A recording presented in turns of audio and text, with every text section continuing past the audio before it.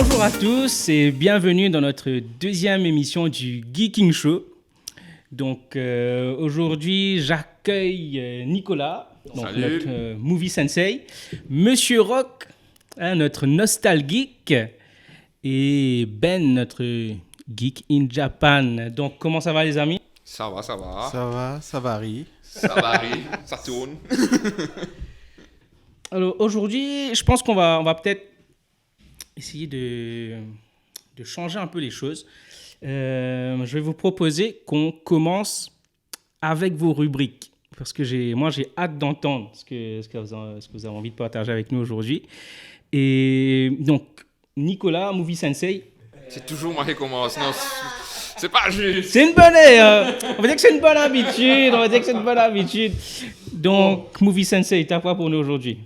Alors, ce que j'ai pour vous, j'ai Monsters of the Universe. Donc, c'est le craze du moment. C'est connu ce nom de He-Man, pour ceux qui ne connaissent pas le titre. Les maîtres de l'univers, Musclor, Skeletor. Donc, on a la nouvelle version qui vient d'arriver sur Netflix.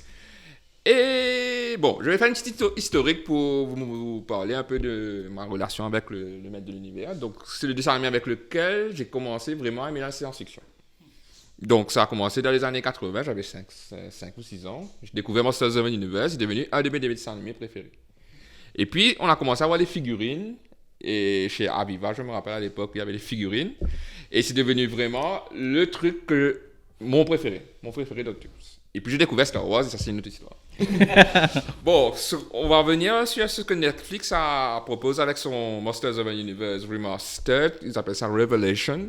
Une suite. Donc, c'est une suite de l'œuvre originale, ok, qui, pour la petite info, n'a jamais eu de fin.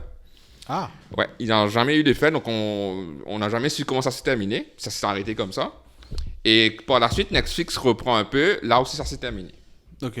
Donc, il nous propose un premier épisode qui est vraiment du fan service à 100%. Oui, beaucoup d'apparitions. Donc, des apparitions de Skeletor. Tu as un combat entre Skeletor, Musclor qui est tout le temps le summum des shows de l'époque. Et tu as des personnages comme Gringer, le maître d'armes et Tila. Et après le premier épisode, ça continue sur une autre route. Oui, disons qu'il y a un changement de protagoniste principal. Il y a un changement de protagoniste principal. Et ça fait pas mal de polémique, non? Parce que moi, je vois un peu sur les réseaux sociaux où il y a des gens qui disent qu'ils sont vraiment aimés. Et puis, il y en a d'autres qui ne comprennent pas trop un peu la tournure que Exactement. la série a pris. Une tournure à la 2021, 2020-2021. Comme Oui. Donc, ça prend un peu ce qui se fait actuellement en termes de woke culture, on va dire. Ok. Et du coup, on suit les pérégrinations de Tila. Donc, Tila devient un peu le personnage principal, on va dire. Et à travers les épisodes qui suivent, on suit son aventure à elle. Donc, est-ce que c'est une bonne aventure? Oui et non. En tant que personnage, Tila est un très bon personnage. Bon, ils ont changé beaucoup de choses par Tila parce que même son look, elle a un look beaucoup plus masculin, beaucoup plus musclé que...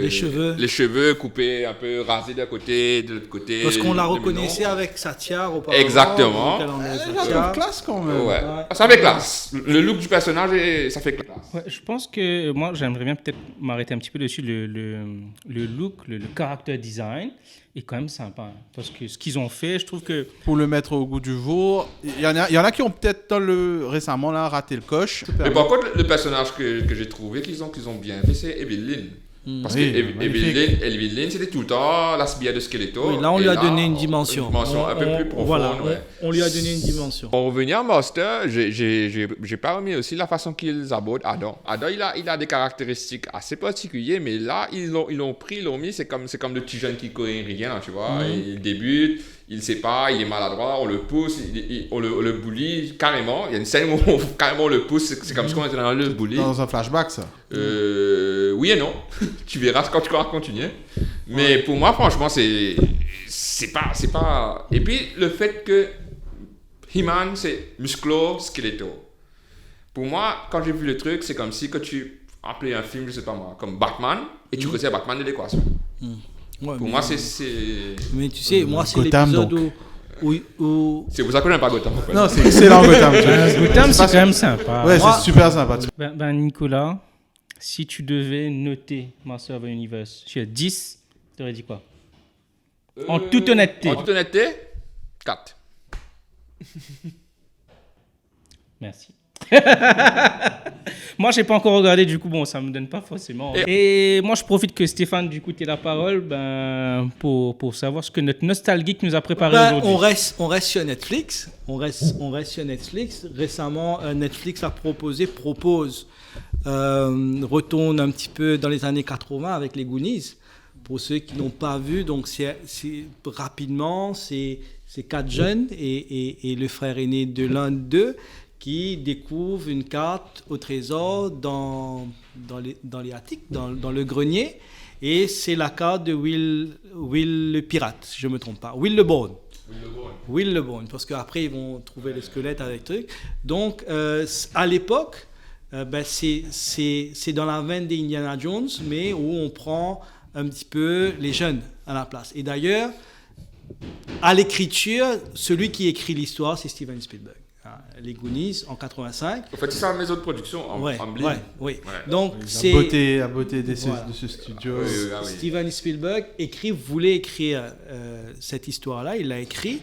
Ne réalise pas, il est à la production. Réalisateur, c'est Richard Donner. Donc, comme je disais, c'est Et à son âme. Paix à son âme, et c'était le Snyder de l'époque, pour ceux qui le savent, le Superman 2. Donc on se retrouve avec le Donner's Cut. Et il y a Chris Columbus, que la génération 2000 connaît très bien à travers les Harry Potter. Donc c'est lui qui va scénariser la série.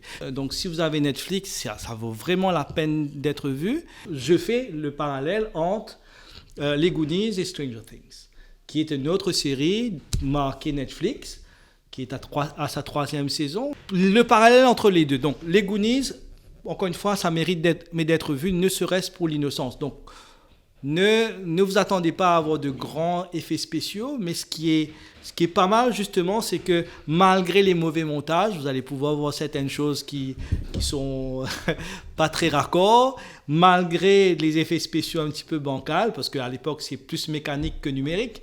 Un charme seulement. Il y avait des choses, oui. Il y avait des choses qui n'est pas très acceptables de nos jours, par exemple des jurons à travers tout le film, tout le monde jure à gauche, à droite, c'est plus possible maintenant. Donc, des scènes cultes, il y a quand même un casting pas mal. Aujourd'hui, s'il y a des adultes qui nous regardent, si vous avez des enfants de 12, 13, 11 ans, faites-les regarder Goonies, parce que quelque part, c'est le miroir de l'enfance des années 80. Et vous allez voir on avait de l'imagination. Merci Stéphane. Donc en gros, pour les parents qui nous regardent, si vos enfants sont des rejetés de la société, il faut les faire regarder Goonies.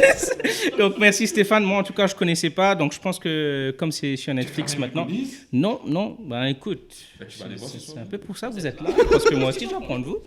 Et donc merci pour ça. Je pense que ça va être une belle découverte. Notre Geek in Japan, Ben, tu nous as préparé quoi aujourd'hui?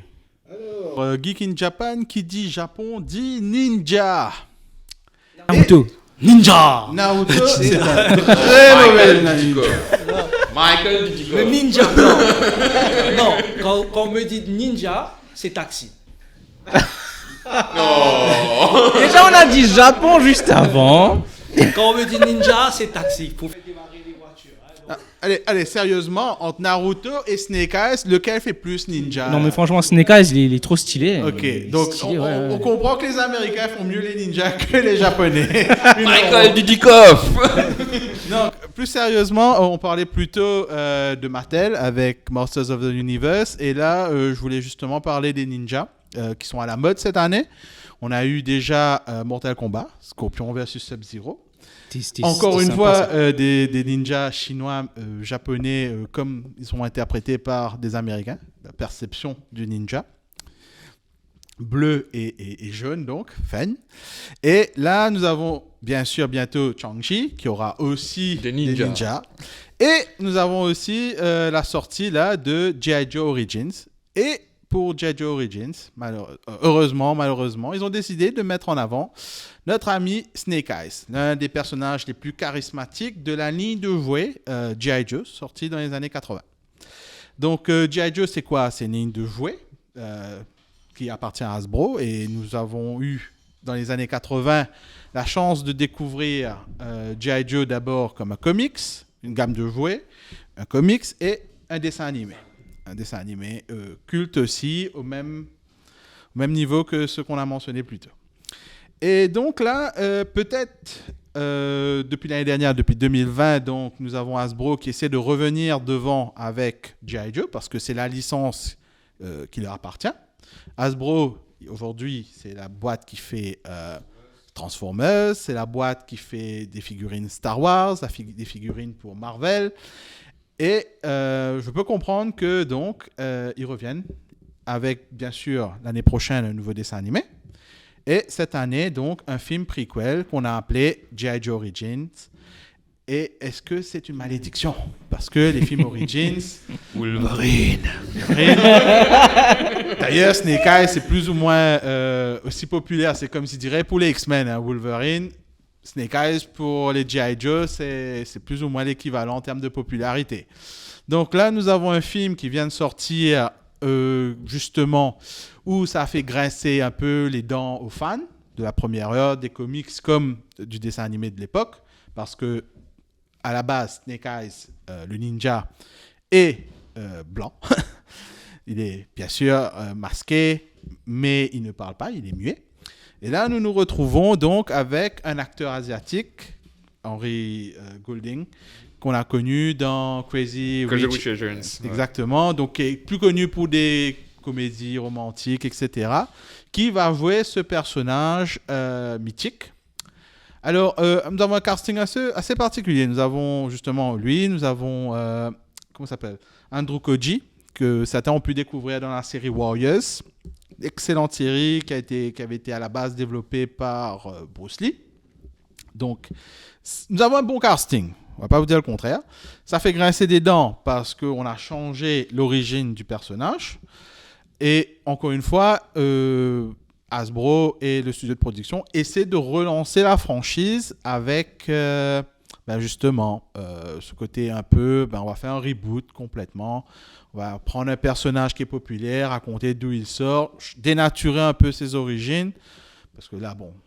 Et apparemment, bon, la sauce ne prend pas. Nous avons un film peut-être moyen, avec des scènes d'action dont on a vu les meilleures séquences dans les trailers. Donc c'est un peu dommage, mais j'encourage quand même à aller découvrir parce que bon, G.I. Joe c'est ça, hein, c'est à la base c'est pas supposé être des super films de cinéma, c'est toujours être supposé vendre des jouets.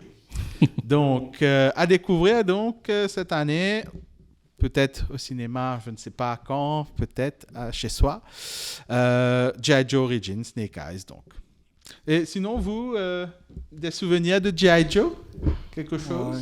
Bon, moi, oui. C'était c'est le dessin animé, avec le générique, là. Ouais, le générique français. Ouais. Magnifique générique français. Il n'a rien à voir avec le générique américain. Justement, ouais. Ce que je retiens des films G.I. Joe, c'est la séquence dans G.I. Joe 2.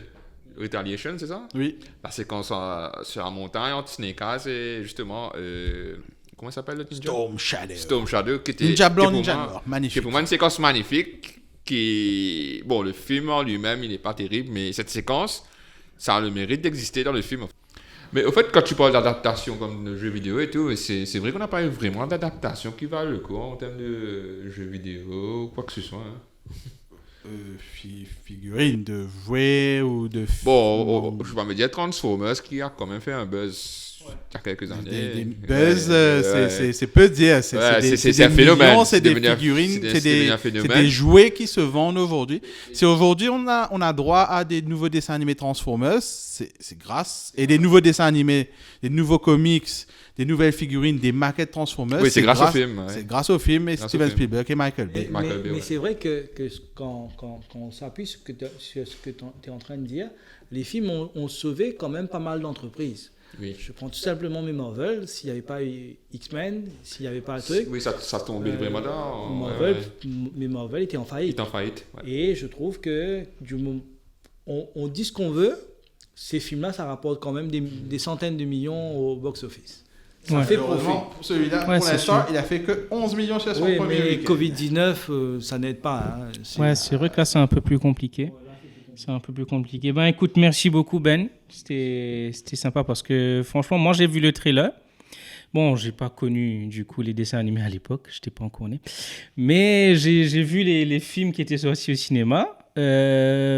C'était bien. Mais C'était- franchement, c'était- là, ce l'action que était je sympa. recommande, là, vraiment, pour les fans de G.I. Joe, les figurines. Vous avez 2 gammes magnifiques, les classified qui sont classe, et vous avez les rétros tout petits. Alors, le design des rétros, moderne, mais tous les véhicules sont rétro. Donc, c'est une gamme rétro assez particulière. D'accord, tu recommandes, mais comment on fait pour avoir Ouais, comment on fait? Ouais. Ah, bon, on passe commande sur eBay, Amazon, Walmart, etc. Big Bad Toy. Les rétros sont ouais, Big Bad Toy Store. Les rétros sont exclusifs à Walmart, mais on peut les retrouver sur eBay avec une marge quand même. Mais vous allez retrouver tous vos personnages préférés. Et ils vont sortir au fur et à mesure. Là, c'est vraiment une des gammes à succès de 2020-2021. Vous avez G.I. Joe et vous avez McFarlane avec du DC. C'est les deux Ok. gammes du moment. Le McFarlane est vraiment intéressant. Ouais. Ben, merci encore, Ben. Alors, le thème qu'on a un peu prévu discuter dessus aujourd'hui, notre thème de l'émission, c'est quel est votre numéro 2 préféré dans l'univers des mangas?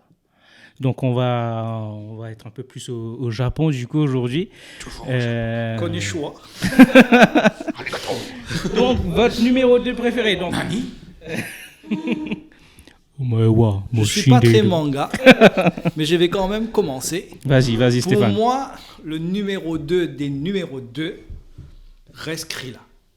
Oui, total respect. Ah, Moi, franchement, ça commence bien déjà. Le numéro 2, Ça commence bien. le numéro 2, le top des tops, Respect. celui qui... MVP. Oui, ça reste Krillin. On fait ce qu'on veut. C'est le premier, numéro 2. C'était le premier numéro 2 et ça reste, pour moi, quand on parle de numéro 2, celui qui se sacrifie, celui qui fait tout pour l'amitié, celui qui va venir vraiment... Qui a un contraste au héros. Oui, il y a un contraste au héros, drôle. Il et- rajoute la touche d'humour que Dragon faut. Ball n'avait pas. Voilà, n'avait donc, pas à l'origine. pour Qui a moi, été introduit comme un méchant. Non, Enfin, il était- méchant. non, Ouais, non, on non, va- c'était un entre méchant. guillemets, ouais, Mais ouais, comme ouais. je dirais, je pense que scénaristiquement parlant, ils avaient prévu que sur la longue, Krillin va devenir le petit compagnon, parce que les deux, bon, C'est pour le rappel, contraste, c'est le contraste. voilà, Ouais, ouais, ils se rencontrent dans un tournoi, je crois. Non, Non, il c'est à l'île. se rend compte parce que Krillin est déjà l'élève de Tortue. Voilà, génial, voilà, voilà. justement. Au début, ouais. il est jaloux de Goku. Très jaloux de Goku, mais après, ce Le meilleur personnage, pote. je trouve dommage que après Dragon Ball Z, GT, Surtout tout ça, au milieu, Ouais. oublions Ouais. GT, oublions Super, Oui. au milieu, vers la fin de Dragon Ball, ouais, on commence à... on a donné plus d'importance à Vegeta. Oui, donc... Au fait, du moment qu'on a commencé à introduire Satan Petit Cœur, ouais. qui est devenu le père de Sangohan, père de Sangohan, et par la suite, nous avons eu Vegeta. Krillin. Ouais, Krillin, Il est venu plus à faire valoir ouais, qu'un Krillin, personnage à part il entière, laisse la place. Il laisse la place. Mais Krillin, franchement, c'est un peu l'origine des numéros 2 cultes, en fait. Parce qu'il est là, enfin, il est là depuis longtemps. Surtout, je pense, dans les mangas animés plus d'action. Bon, c'est vrai qu'il y en a dû y avoir d'autres avant. Mais Dragon Ball, c'est quelque chose de super connu. Donc, ouais, Krillin, moi, on est tous d'accord. en fait. On valide. On va aller de Krillin, et en plus, mais l'épouse... Ah, C'est 18. C'est 18. C'est 18. C'est 18. en fait, Respect. Respect. on n'a pas trop compris vraiment comment. Tu Mais... n'as pas compris, c'est très mais- clair, on a tout compris, on a tous compris comment il a fait. Ça commence à donner des expectations impossibles à tous les autres gars de notre génération. On se dit, on est des gars sympas seulement, mais Non, mais il avait quand Pas même de Il n'y C18. a pas de C18. Il n'y a pas de C18 pour tout le monde. Il n'y a pas de C18, mais il ne faut pas oublier qu'il avait quand même les Dragon Ball pour l'aider. Donc certainement qu'à un moment donné, il a dû faire un peu. Il avait les Dragon Ball. On adhère tous. Krillin, Ben, pour toi, c'est qui le numéro 2? Le numéro ton préféré. Pas Cul, Pas mon préféré, ça reste Bruno de Jojo, partie 5. Ah oui, Golden Wind. Golden Wind. Alors, ce qui est différent pour Bruno, c'est il casse le moule du numéro 2. C'est lui le chef de l'équipe. Le protagoniste est sous ses ordres. Pour ceux qui ne connaissent pas, Jojo, c'est une œuvre en plusieurs histoires. Hein. C'est passé plusieurs années. Sur plusieurs années, sur plusieurs générations de héros. Et arrivé à la partie 5, donc, qui se passe en Italie, le héros, Giorno, veut devenir le chef de la mafia. Il veut devenir le grand parrain. Et il rencontre au début de l'histoire Bruno, qui est un lieutenant dans la mafia. Et Bruno, lui, il déteste la drogue. Et il est dégoûté par le fait que l'organisation pour laquelle il travaille est responsable de trafic de drogue. Mais il n'a pas encore osé tenir tête à son parrain, au parrain. Et quand il rencontre Giorno, il décide finalement de le prendre sous son aile, de le faire rencontrer son équipe et ensuite d'aller sur une énorme, épique aventure. Bref, respect. Le mec, là, toute son équipe lui est presque complètement fidèle. Il a ramassé des enfants, un flic corrompu, un gosse illettré. C'est la maman. Ouais, il est connu comme ça, quoi. Et il a un courage, malgré ses apparences androgynes, malgré son look de tailleur, là, avec un corset et tout, là. Mais respect, quoi. Le mec, il met sa vie sur la ligne, là. Pour moi, c'est plus qu'un numéro 2. C'est parce que il amène le héros vers son rêve. Et tout en étant, lui, le chef de l'équipe, tu vois. C'est complètement différent de ce à quoi on a l'habitude. Et pour moi, c'est sacré personnage. Vous avez l'occasion, découvrez JoJo's Bizarre Adventure, découvrez son thème musical. C'est bourré de références musicales, JoJo's Bizarre Adventure. C'est bourré de références à la mode. Et il a un des pouvoirs les plus bizarres au monde. En gros, le mec, il ouvre des fermetures éclair. Des fermetures éclair sur ce qu'il veut. Et il l'utilise comme il veut. Il peut ouvrir là dans le livre et se placer un bonhomme dedans ou son portable et ce qu'il veut, quoi. C'est des pouvoirs de malade que vous n'avez jamais vu ailleurs. Donc, découvrez, pour moi, Bruno, c'est mon numéro 2 préféré. Et pour rejoindre Ben, au fait, c'est un peu lui qui m'a fait découvrir JoJo. Et franchement, c'est un univers qui n'a jamais été montré avant dans un animé. Pourtant, je suis fan d'animé, mais c'est un univers particulier. Et bon, il faut aimer le style. Déjà les dessins, ça donne l'impression que ce sont des personnages un peu androgynes et tout. Mais au fond, ce sont des personnages avec un cœur. Beaucoup plus masculins que ce qu'on a pu avoir mais avec des scénarios de malade où vraiment, où tu as des pouvoirs, tu te dis, mais comment le mec a pu avoir des trucs comme ça? C'est incroyable. Incroyable. Par contre, si on devait dire un numéro 2 second, je sais pas, Shiryu dans Chevalier Zodiac. Pareil. Sérieux? Shiryu. Sérieux? Ouais, pareil. Shiryu. Dragon. Oui. Ah oui. Sérieux, c'est qui sérieux? Dragon. Le mec se perce les yeux. Ah oui. Mais il ramasse dans la gueule, ce gars. Il ramasse dans la gueule. Il a toujours 13 ans. Ouais, c'est l'un de mes préférés, au fait. Connaissent de ce gars-là. Moi, c'est mon préféré. Quand à l'école, je me souviens, j'étais en forme 3, on jouait au Chevalier du Zodiac, j'étais toujours dragon. Ouais, il a fait un blague sur le nom. Oui, mais sorry, franchement, j'ai fait un blank sur le nom. Si je devais choisir quelqu'un en second, c'est ce mec-là. C'est respect. Respect. Celui qui se sacrifie vraiment pour tout, hein. Il se tue. Oui. Il se perce les yeux. Il y a un épisode où il se fait transpercer le cœur. Oui, le combat contre Shura, là. Shura, Et là où... Alors, sérieusement, dans tous les arcs, c'est le mec, il a les combats les plus Violents. difficiles. Les plus violents. Les plus violents. Ouais. Krishao, là. Celui avec Epsilon, non. Guerrier divin. Non, Chiayu, il en prend plein la gueule et respect. Et c'est ça qui est magnifique, c'est qu'il est introduit super tôt dans le... C'est l'équivalent de tous les numéros 2. Ils doivent être introduits super tôt dans leur manga. Et Seiya lui sauve la vie, quoi. Au début, on a l'impression que c'est un connard. Mais son art de narration est beaucoup plus intéressant que les autres. Hein. D'ailleurs... Bon, ça se défend. non, c'est vrai que... Non, tu sais, parce qu'avec cette... Il y a eu de meilleurs à combats. la cascade avec la fille, là... et le Maître Yoda. Maître Yoda, ouais. Très Maître Yoda. T'as Maître Yoda, justement, ouais. Ouais, donc, le chevalier de la balance, Le pour ceux chevalier de la balance. qui se souviennent. Moi, j'ai toujours trouvé son arc narratif beaucoup plus intéressant. Oui, c'est vrai. Je m'en rappelle. C'est vrai, c'est un personnage, c'est un de ses premiers adversaires qui évolue dans le genre. Et à côté de ça, bon, Seiya ne va pas changer. Du début à la fin, c'est Seiya. Yoga, il y a sa maman. Il y a des combats tout le temps contre des gens qui sont dans le même créneau que lui. C'est-à-dire son maître, son ancien ami, etc. Shun a eu une progression intéressante. Il est devenu Hades, mais c'était plus vraiment Shun. Et bon, Iki, c'est le badass qui apparaît une fois de temps en temps. Mais ouais. Le sauveur. Ouais. Shiryu, c'est... Il finit grâce pour eux. Après, il se casse. Shiryu, respect. Ouais, bon, on valide aussi. Et Nicolas, pour toi?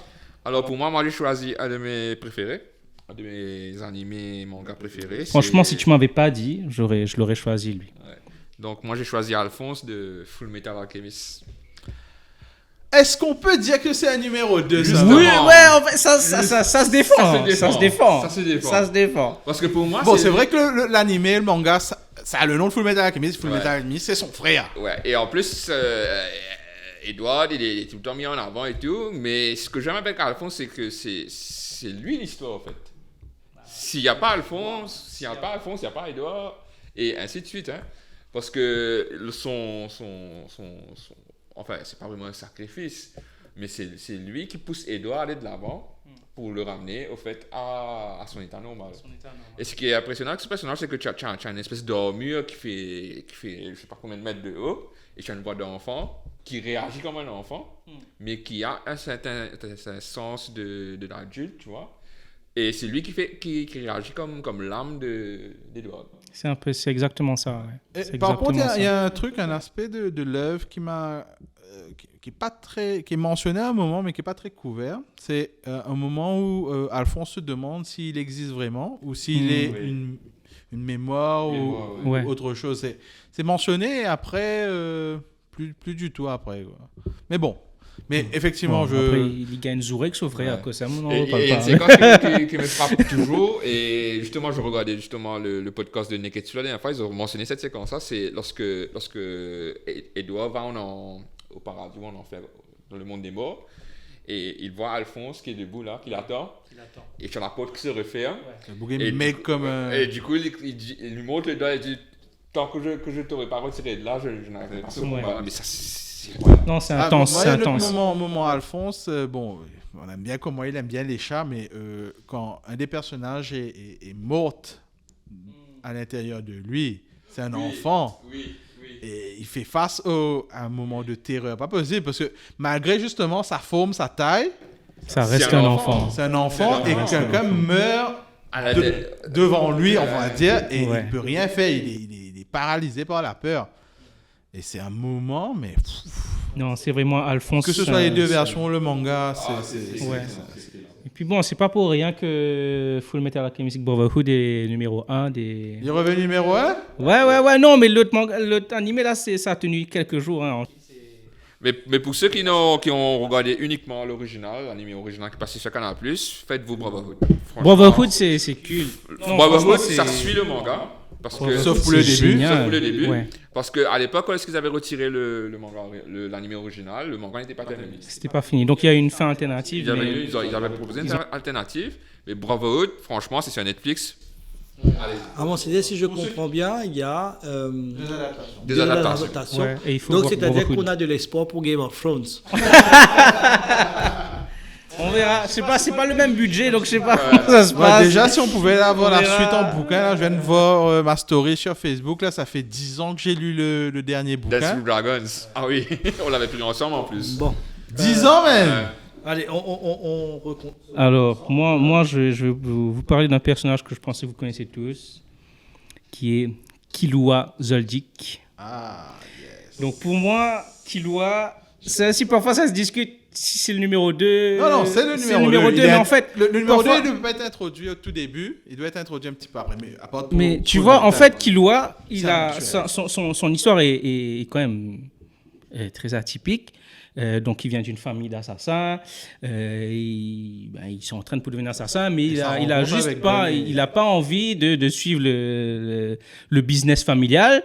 Donc, il va pour faire sa liste, faire sa licence d'être un héros. Il rencontre Gon. Et à partir de là, c'est une super histoire d'amitié. Et on voit que comment il y a le character development de Killua est impressionnant en fait. Ça sort de quelqu'un, donc un assassin sans cœur, machin. Et puis il développe des émotions, il développe des sentiments, et ça devient vraiment un personnage aimable. Et il est un personnage mais super badass. Un des plus badass des shonen en fait. On le voit même au début. C'est ce que Sasuke aurait dû être. J'avoue. Bon. J'ai pensé à C'est un Sasuke. débat, c'est un autre débat. Ouais, j'ai pensé à Sasuke. Non, mais pas Sasuke. Killua. Parce qu'on le voit même au début, je crois, ils sont encore en train de faire la licence des héros, là. Ils ont une épreuve.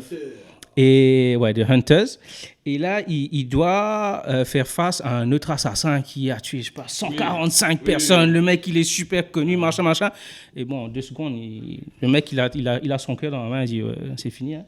Donc, on voit que Killua, c'est quand même un personnage qui est super badass. Et même quand il développe le Godspeed plus tard, c'est fort. Et puis, la dernière saison... Oui, et surtout, il est humanisé par Gon. C'est ça. Et c'est ce qu'on voit vraiment dans la 5e saison, en fait, parce que Gon, il est plus là. Pour ceux qui n'ont pas regardé, je ne vais pas forcément spoiler. Et on ne va pas spoiler. Mais il y a vraiment toute cette arc de Killua qui veut tout faire, en fait, pour Gon. Il est vraiment prêt à tout, parce qu'il y a aussi l'épisode où ils sont en train de faire un truc qui font un jeu avec les boules, là. Ouais, un espèce de ballon prisonnier.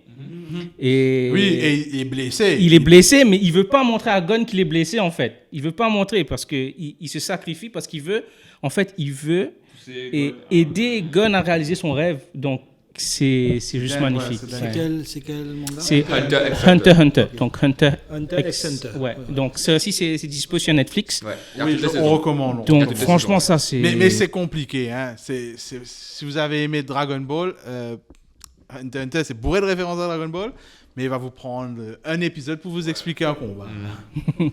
Mais Hunter x pour- Hunter, c'est génial. Pour revenir C'est en vraiment génial. second, c'est tout le temps les seconds qui sont en fait les préférés des fans. En fait. Souvent, ouais. Souvent les seconds, c'est Souvent. souvent le héros, il passe au second plan. Et tu as le second, tu regardes le manga, tu te dis, mais c'est le second qui. Oui, mais c'est souvent le fait. Le truc, c'est que souvent dans ces mangas-là, le protagoniste, il a peu d'évolution. Oui. Sa nature est telle qu'il va à peine changer au fil de l'histoire. C'est pas beaucoup de mangas populaires surtout où le protagoniste va changer. Il va tout le temps être quelqu'un. Goku du début à la fin. Oui. C'est débile. C'est Ouais. Goku. Pareil Ouais, pour Goku. Luffy. Pareil pour Naruto. C'est etc. c'est la même chose. C'est pareil.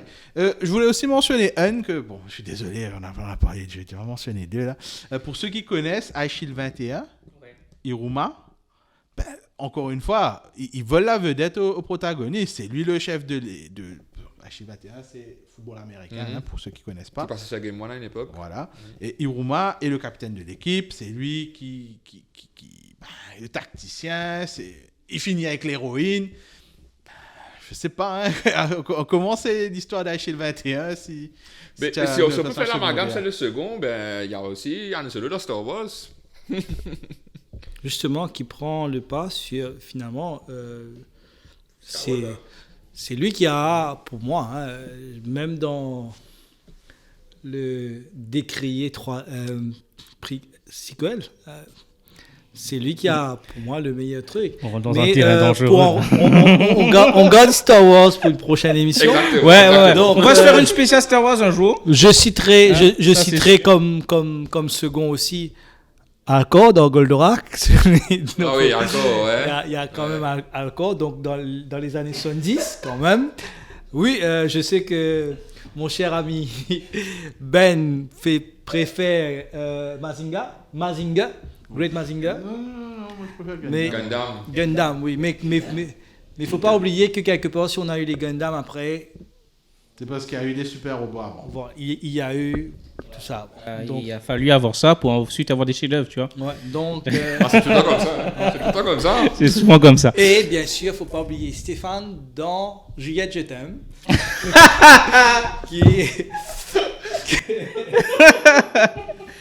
Moi, je pense qu'on va s'arrêter là pour aujourd'hui. Je pense qu'on s'arrête là aujourd'hui. Donc, les amis, merci beaucoup pour tout. Hein, merci pour tout. Donc, écoutez, moi, je vous invite à liker nos pages, ça sur Facebook, Instagram et aussi sur YouTube. Donc, c'est Geeking Maurice. Donc, merci à Nicolas, Ben et Stéphane. On se revoit à la prochaine. Ciao. Cheers.